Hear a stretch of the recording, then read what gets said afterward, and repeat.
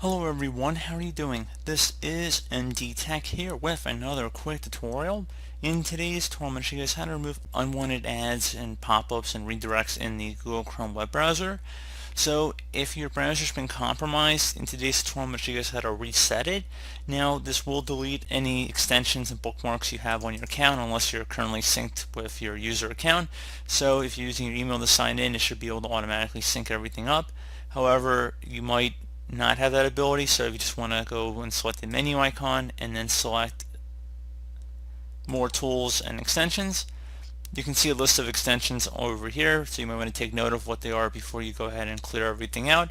So once you have Google Chrome open, you want to go and select the menu icon in your top right corner of the browser screen, select settings, scroll down to the bottom where it says advanced and expand that, scroll down again, and then underneath reset and clean up, you have a couple options here to clean up your computer, which will run a virus scan, or you could also reset settings to their original defaults. If you're having this problem specifically with Chrome, I would suggest selecting the restore settings to their original defaults here.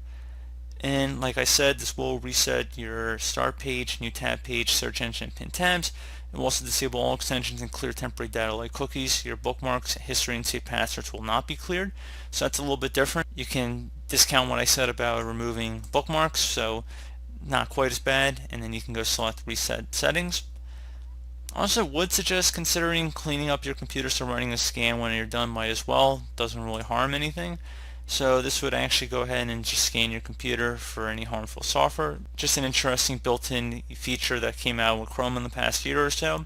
So you just want to let it run. Hopefully it wouldn't be able to detect anything.